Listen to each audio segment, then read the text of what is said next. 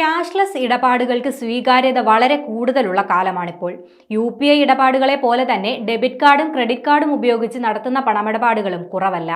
കാർഡുകൾ ഉപയോഗിച്ച് പേയ്മെന്റുകൾ നടത്തുന്നത് സുരക്ഷിതമാണെങ്കിലും കാർഡ് നഷ്ടപ്പെടുന്നത് നമ്മുടെ അക്കൗണ്ടിന്റെ സുരക്ഷയ്ക്ക് വലിയ ഭീഷണിയാണ്.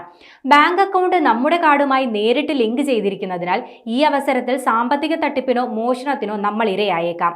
കാർഡ് നഷ്ടപ്പെടുമ്പോൾ സാമ്പത്തിക നഷ്ടങ്ങൾ ഉണ്ടാകാതിരിക്കാൻ വേഗത്തിൽ നടപടി സ്വീകരിക്കേണ്ടത് അത്യാവശ്യമാണ്. നമ്മുടെ കാർഡ് നഷ്ടപ്പെട്ടാൽ ആദ്യം ചെയ്യേണ്ട പ്രധാനപ്പെട്ട വഴികൾ എന്തൊക്കെയാണെന്ന് നമുക്ക് നോക്കാം.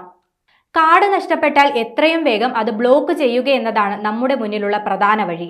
ഇതിനായി നമ്മുടെ ബാങ്കുമായി ബന്ധപ്പെടണം. ബാങ്ക് അക്കൗണ്ട് നമ്പറും സമീപകാല ഇടപാടുകൾ ഉൾപ്പെടെയുള്ള അവശ്യ വിവരങ്ങൾ നമ്മുടെ പക്കലുണ്ടെന്ന് ഉറപ്പാക്കിയ ശേഷമാണ് ബാങ്കുമായി ബന്ധപ്പെടേണ്ടത്. തുടർന്ന് ബാങ്ക് നമ്മുടെ കാർഡ് ബ്ലോക്ക് ചെയ്യും. ബ്ലോക്ക് ചെയ്യൽ വിജയകരമായാൽ രജിസ്റ്റർ ചെയ്ത മൊബൈൽ നമ്പറിൽ സ്ഥിരീകരണ അറിയിപ്പ് ലഭിക്കും. കാർഡ് നഷ്ടപ്പെട്ട വിവരം ബാങ്കിനെ അറിയിച്ച് കാർഡ് ബ്ലോക്ക് ചെയ്ത ശേഷം തുടർ നടപടികൾക്കായി സമീപത്തെ പോലീസ് സ്റ്റേഷനിലെത്തി പരാതി നൽകുക എന്നതാണ് അടുത്ത നടപടി. തെറ്റായ ആവശ്യങ്ങൾക്ക് കാർഡ് ഉപയോഗിക്കപ്പെട്ടാൽ ഇതിൽ ഉത്തരവാദിത്തമില്ലെന്ന് തെളിയിക്കാൻ പരാതി നൽകുന്നത് വഴി സാധിക്കും. കാർഡ് നഷ്ടപ്പെട്ടു എന്നതിന്റെ നിയമപരമായ സാക്ഷ്യപ്പെടുത്തലാണ് FIR. ഇതോടൊപ്പം പുതിയ കാർഡ് ലഭിക്കുന്നതിന് ഇത് സഹായിക്കുകയും ചെയ്യും. കാർഡ് നഷ്ടപ്പെടുകയോ മോഷ്ടിക്കപ്പെടുകയോ ചെയ്തതായി റിപ്പോർട്ട് ചെയ്തതിനു ശേഷവും ബാങ്കിംഗ് ആപ്പിലെ ക്രെഡിറ്റ് കാർഡ് ബില്ലിൽ നമ്മൾ ശ്രദ്ധ പുലർത്തണം.